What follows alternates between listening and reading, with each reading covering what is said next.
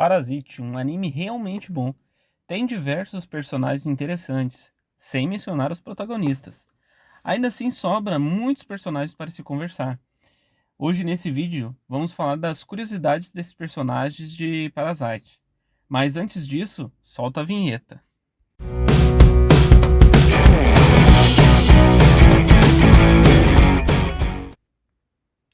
Vamos falar desses personagens em ordem cronológica. Ming e Shinichi. Ming, o Parasite que entra no braço do protagonista e se torna, bem dizer, o segundo protagonista. Com ele mostrando a nós sempre o lado dos parasitas, e Shinichi, seu hospedeiro, mostrando o lado dos humanos. Na verdade, tem muitas coisas que se dizer sobre esses dois. Acho que um vídeo só sobre os dois é que seria o ideal. Mas resumindo, Ming é um dos pouquíssimos parasitas que desenvolveu sentimentos humanos, a ponto de querer se sacrificar por Shinichi e sentir felicidade pelos momentos que passou ao lado dele. Também é um parasita muito estudioso e curioso. Eu acredito que isso acontece porque ele não precisa se alimentar de outros humanos, porque ele não tem essa necessidade de se alimentar de carne humana como os outros parasitas que devoraram os cérebros de humanos. Isso porque ele recebe os nutrientes direto do braço do corpo do protagonista que ele comeu. Assim, já que ele se alimenta dos nutrientes que iriam para o braço do protagonista, ele acaba por não sentir a necessidade de se alimentar. Em outras palavras, ele não tem fome. Mas depois que ele se funde ao corpo do protagonista, dando 30% de suas células, ele acaba entrando em 4 horas de sono profundo. Antes ele entrava num tipo de sono, mas em que ele podia despertar a qualquer momento. Mas depois de entregar ao protagonista 30% das suas células para ele poder salvar a sua vida, ele acaba sempre entrando num sono profundo de 4 horas todo dia. Já Shinichi, o protagonista humano, o hospedeiro do Ming, é um humano normal, sem o que se destacar sobre ele. Mas depois da fusão ele passa a ter super força, super velocidade, dentro, claro, dos limites humanos. Mas como ele conseguiu as células de parasita, ele consegue estar no limite do que um humano conseguiria fazer. Em outras palavras, ele conseguiria correr como um atleta profissional. Assim, ele acaba estando no limite do ser humano, no limite mais alto que o ser humano consegue alcançar. E também ele passa a ser frio e calculista, conseguindo se acalmar mesmo em uma situação em que qualquer pessoa teria entrado em pânico.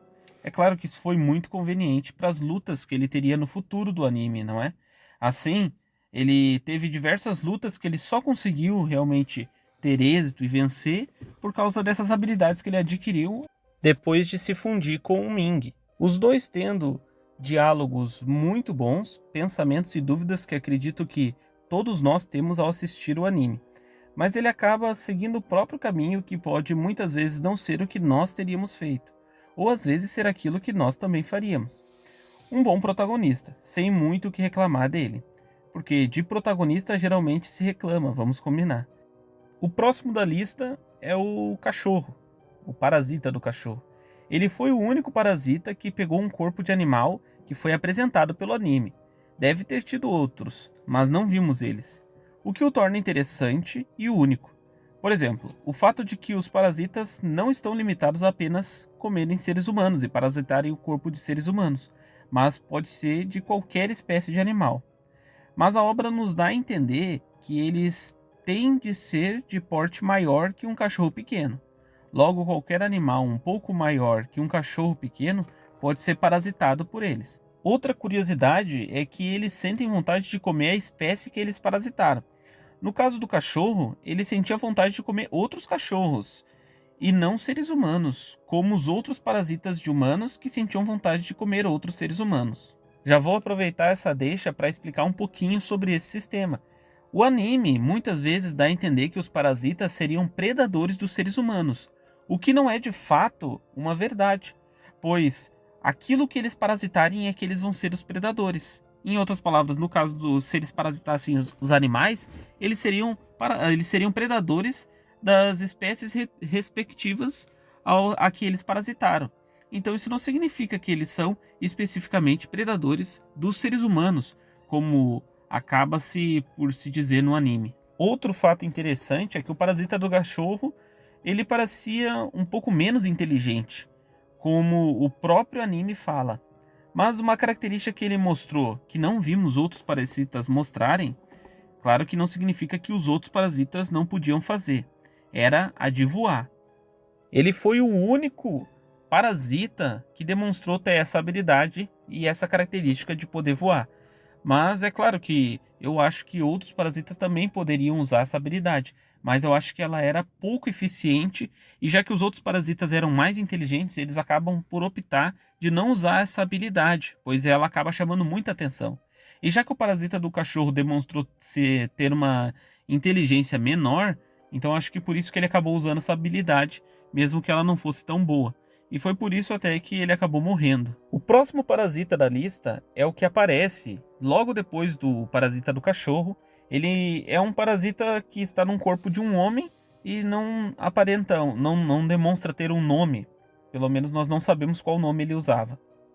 Esse parasita foi o primeiro parasita a aparecer que teve sucesso em pegar o cérebro do seu hospedeiro. Diferente do protagonista, que conseguiu impedir o Ming de chegar no cérebro dele. Esse parasita sem nome, na verdade, é bem relevante, mas é o primeiro a aparecer que conseguiu ser bem sucedido em pegar a cabeça de um humano. Aproveitando, vou explicar um pouco sobre os parasitas. Depois de eles conseguirem seus hospedeiros tomarem o cérebro deles, eles estudam a fundo sobre tudo o que eles podem fazer com os seus limites, quais são os limites que eles têm. O fato é que eles apresentam uma memória idética ou fotográfica, e talvez algum tipo muito avançado de leitura dinâmica, pois o Ming mesmo, que está no corpo do protagonista, conseguiu aprender a falar em um dia, e aprendeu quase tudo que a humanidade tinha a ensinar em algumas semanas. O que levaria décadas para humanos normais, os parasitas aprendiam em alguns dias. Por isso mesmo, esse parasita sem nome demonstrou ter estudado bastante, a ponto até de sugerir ao Ming deixar o Shinichi e se recolocar no braço do hospedeiro que ele estava usando. Seria assim 2 parasitas em um corpo, o que os tornaria muito mais fortes. Ming ficou confuso com essa ideia. Na verdade, de início, achou que o outro parasita estava falando para ele pegar a cabeça de outro humano, coisa essa impossível, porque o parasita, depois que amadurece, se ele pegou determinada parte de um corpo, não consegue reacolocar em outra parte. Por exemplo, se um parasita como o Ming, que pegou um braço, ele não consegue mudar para uma perna.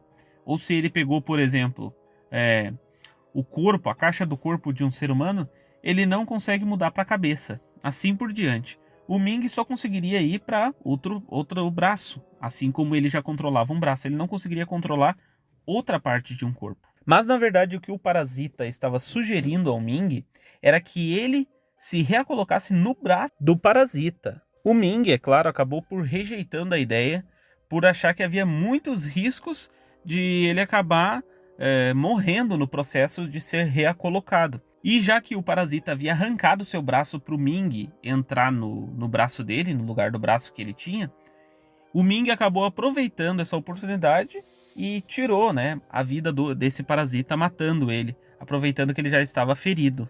Depois dele é a professora Reiko Tamura, que está na lista. Com certeza, uma das melhores personagens e mais interessantes, talvez a melhor na minha opinião. Com ótimos diálogos, a única parasita além do Ming, é claro, que acabou por desenvolver sentimentos humanos, como empatia, amor, e foi a mais inteligente dos parasitas na minha opinião. Era capaz de derrotar até 3 parasitas sozinho. O único parasita que talvez a vencesse seria o Goto, e mesmo assim tenho minhas dúvidas se ela não conseguiria vencê-lo. Eu diria que seria uma luta em que o Goto teria 70% de chances de ganhar. Logo falarei mais sobre ele para vocês entenderem. Bom, ela também teve um filho, e isso é uma característica também única dela, pois a curiosidade dela era tanta que decidiu ter um filho com outro parasita. Mas já que os parasitas habitam apenas o cérebro, ou a parte do corpo em que conseguiram se hospedar, a criança era um bebê humano normal. De início, isso não afetou nada aos pensamentos da Reiko Tamura, Mas no fim, ela deu sua vida para salvar a criança e pediu também ao protagonista Shinichi que fosse misericordioso com a sua espécie, pois sua espécie estava lutando apenas para se alimentar e sobreviver e nada mais, que não era diferente com o que o ser humano fazia com os outros animais. Aliás, isso faz um ótimo paralelo e bem interessante. Por exemplo, do ponto de vista de uma vaca, uma galinha ou um porco, nós somos seres malignos, predadores cruéis. Mas nós, geralmente, não nos damos conta disso, já que apenas para nos alimentar, dizemos que tudo bem. Então, no caso dos parasitas também, eles comiam os humanos apenas para se alimentar, não por prazer da matança ou, em alguns casos, para se defender. Assim como um homem mata um animal selvagem que o ataca para se defender.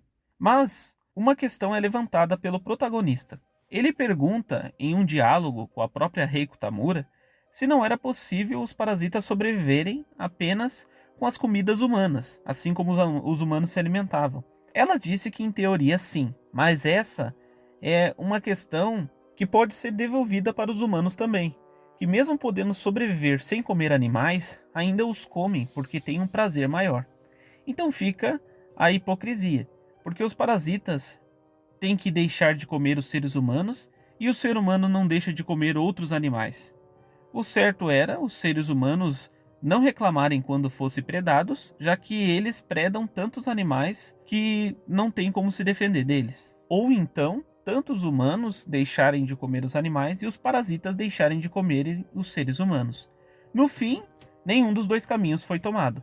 Afinal, os humanos acho que sempre estão certos, e que se for para o bem de sua própria espécie, não importa os sacrifícios. O detalhe é que os parasitas pensam de forma parecida, mas mais individualista. Eles não pensam pelo bem da própria espécie, e sim eles pensam no seu próprio bem. Mostra que, nesse quesito, os humanos mostram superioridade, pois mesmo que não foquem muito no bem das outras espécies, o ser humano mostra preocupação com a sua própria espécie num geral, capaz de morrer pelo bem de sua raça. Isso é visto várias vezes na nossa história, na história da humanidade. Claro que não são todos os humanos que são tão altruístas. Alguns são mais, outros menos. E outros são egoístas. O mesmo vale para os parasitas. Só que ao contrário, nem todos os parasitas são egoístas. Alguns são mais egoístas, outros menos. E outros até desenvolveram altruísmo. Então podemos ter essa ótima resolução ou reflexão desse assunto, através dessa personagem, o que a torna tão refinada. Ela também tem um paralelo muito interessante com o protagonista, pois ao longo do anime, enquanto o protagonista, depois de se fundir com o Ming, acaba se tornando cada vez mais parecido com os parasitas, sendo cada vez mais frio e calculista e sendo cada vez mais egoísta, a parasita Reiko Tamura se torna cada vez mais parecida com os humanos. No fim da sua vida, acabando até a desenvolver sentimentos pelo filho que ela teve com o outro parasita, dando até sua vida para salvar a vida da criança e pedindo ao protagonista para que ele fosse misericordioso, para que ele fosse gentil com a sua espécie e não os maltratassem, mostrando assim preocupação tanto com a vida de seu filho quanto com as vidas da sua espécie, mostrando assim um bom altruísmo. Próximo da lista é o Senhorá. Não tem muita coisa que dizer. Ele é o pai do filho da Reiko Tamura, um parasita bem entregue a seus desejos carnais de se alimentar, a ponto de não conseguir se controlar, que morre prematuramente por não ouvir os conselhos da Reiko Tamura. Depois temos o Hideo Shimada. Esse já é um parasita um pouco mais refinado, parecido com a Reiko Tamura. Ele fica no corpo de um adolescente. Ele tem um intelecto maior que o dos outros parasitas que eu mencionei anteriormente.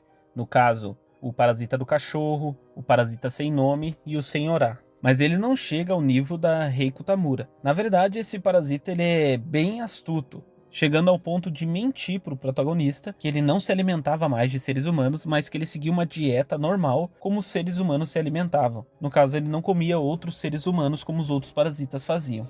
E que o único desejo dele era de se misturar com a sociedade. Assim ele conseguiu evitar o confronto com o protagonista e vigiar o protagonista. Mas ele acabou sendo morto por puro azar, vamos dizer assim.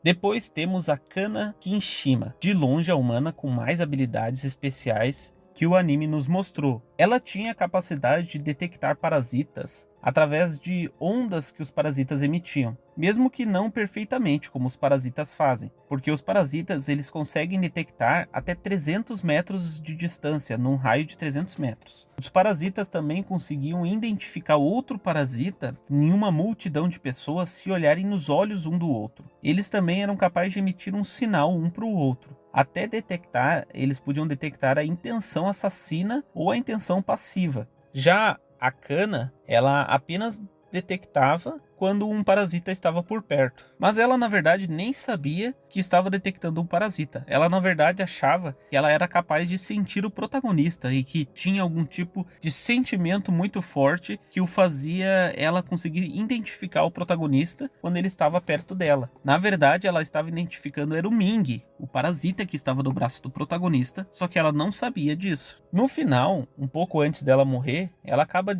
conseguindo desenvolver até mesmo a habilidade que os parasitas tinham de emitir um sinal. E foi isso que acabou sendo o que causou a morte dela. E ela foi a única humana, na minha opinião, que demonstrou essas habilidades. Pois é, o assassino que aparece depois não usava o mesmo método dela. Quando chegarmos nele eu explico melhor. Agora vem o parasita mais odiado por mim, o que matou a mãe do Shinichi. Esse parasita nos mostra algo interessante, por isso que eu coloquei ele aqui na lista. Na verdade, ele acabou fazendo isso como último recurso. Ele acabou se envolvendo em um acidente de carro. Estava ele e mais o motorista do veículo. E ele estava sem cinto de segurança. Assim, o corpo que ele estava controlando acabou morrendo. Era o corpo de uma menina. Mas como o motorista estava de cinto de segurança, o motorista sobreviveu. Então ele decidiu se reacolocar e foi a primeira reacolocação que a gente viu no anime sendo apresentada a nós. Ele se reacolocou na cabeça desse motorista que estava dirigindo o carro que não morreu. Ele achou que não haveria muitos problemas em se realocar em um corpo de homem masculino, mesmo que ele tivesse inicialmente consumido o cérebro de um corpo feminino. Mas na verdade o corpo masculino começou a rejeitar. Por isso, o corpo, como começou a rejeitar ele percebeu que ele não conseguiria permanecer naquele corpo, já que ele estava resistindo. É parecido como quando uma pessoa doa um órgão para outra pessoa e o corpo da pessoa que recebeu o órgão acaba rejeitando aquele órgão e assim não adianta, aquela doação acaba sendo descartada. O parasita, percebendo isso, ele viu que teria que encontrar um corpo feminino o quanto antes para se reacolocar do corpo masculino, porque senão ele acabaria morrendo. Foi nesse momento que ele tomou o corpo da mãe do Shinichi. Além de matá-la, ele quase conseguiu matar o próprio Shinichi. Foi por causa dele que o Ming se fundiu ao Shinichi. Ele foi um divisor de águas na vida do protagonista. Ele o traumatizou da pior forma possível. Afinal de contas, a sua mãe, tecnicamente, foi morta por um parasita e o corpo dela foi usado para tentar matá-lo. Com o corpo de uma mulher, da mãe do protagonista, o parasita demonstrou ter 100% de compatibilidade. Agora vem o cara que tem o parasita no pescoço. Esse cara, ele é bem legal, pois ele é um paralelo com o protagonista. O único que aparece no anime em que há uma convivência do humano com o parasita no mesmo corpo. E é engraçado, pois o parasita dele tem o nome de parasita e aprendeu a falar com a televisão e não com os livros como Ming. Por isso ele se torna mais parecido com o jeito dos humanos de falarem, com gírias e outras coisas. Ele seria igual ao Shinichi antes da fusão com o Ming, antes do Shinichi ficar super forte, super rápido. Nada mais a se destacar sobre esses dois caras, além do fato de serem bem engraçados. O próximo da lista é o prefeito, que eu acredito que todos pensavam que fosse um parasita. Mas não, ele era realmente um humano que acreditava que os parasitas deviam existir como os predadores naturais dos seres humanos, já que nós não temos predadores naturais. E basicamente, quase todas as outras espécies de animais têm o seu predador natural. Ele acreditava que os humanos precisavam disso para haver um controle populacional entre outras filosofias e crenças que ele tinha. Bem interessante esse personagem e bem surpreendente. Afinal, ele estava ajudando os seus predadores em tese. Próximo da lista é o Goto. Dito ser muito frágil, mas invencível. Nós entendemos essa frase quando o Goto morre. Quem disse essa frase foi a Reiko Tamura, que foi a sua criatura, vamos dizer assim. Ele, na verdade, é 5 parasitas no mesmo corpo. É um experimento da Reiko Tamura com os outros parasitas. Basicamente, O primeiro parasita comeu o cérebro, que é o Goto. Os outros compõem outras partes do corpo, como braços e pernas, parecido com o Ming. Mas só 2 dos 5 parasitas podem controlar a cabeça, que é o Goto e mais um. Basicamente, o que controla a cabeça controla todos os outros parasitas. Não é como se todos estivessem sincronizando seus movimentos, mas quando o da cabeça controla todos os outros, estão dormindo. Então, o que faz ele ser tão forte é o fato de todo o corpo dele ter as células parasitas, fazendo ele poder ser um parasita com todo o corpo, completamente, e não apenas a cabeça, como é a maioria dos parasitas. Por que ele é frágil? Bom, basicamente o anime mostra a nós um simples veneno injetado no corpo dele desestabiliza todo o equilíbrio de controle do corpo dos 5 parasitas, com cada um deles querendo sair do corpo para se salvar, fazendo assim uma luta interna entre eles. Assim eles acabam tendo uma briga interna entre eles mesmos e o veneno que estava tentando matar os parasitas. O parasita acaba tendo como última saída ele explodir o seu corpo para tentar expelir as toxinas que tinham sido injetadas no seu corpo. O plano dele era basicamente expelir as toxinas, explodindo o corpo e depois tentar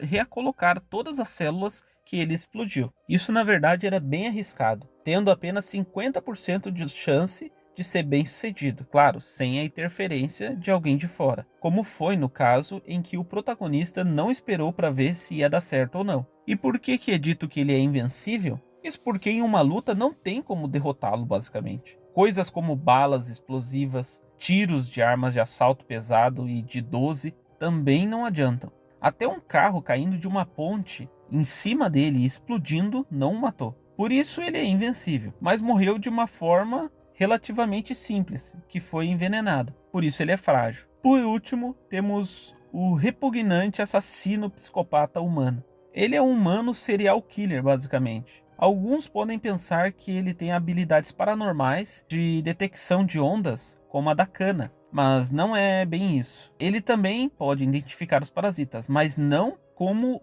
a Kana fazia. Ao meu ver, na minha interpretação, ele pode perceber a intenção predatória dos parasitas, como um psicólogo especializado em comportamentos humanos. Isso não é como a Kana, que o sente a longa distância como se fosse um GPS. E até pode mandar o seu próprio sinal. O assassino só sabia se olhasse diretamente para os parasitas, para identificá-los.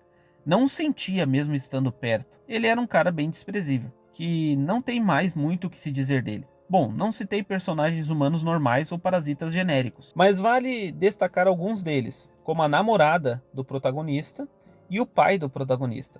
Bom, deixem o seu gostei se tiverem curtido, inscrevam-se e assistam meus outros vídeos sobre Parasite. Tem um sobre minha opinião e outro sobre a história do anime. Deixem nos comentários dúvidas e perguntas. Se tiverem bastante dúvidas e perguntas, eu faço um vídeo só respondendo. Esse foi o vídeo, muito obrigado pela sua atenção até aqui, valeu e até a próxima.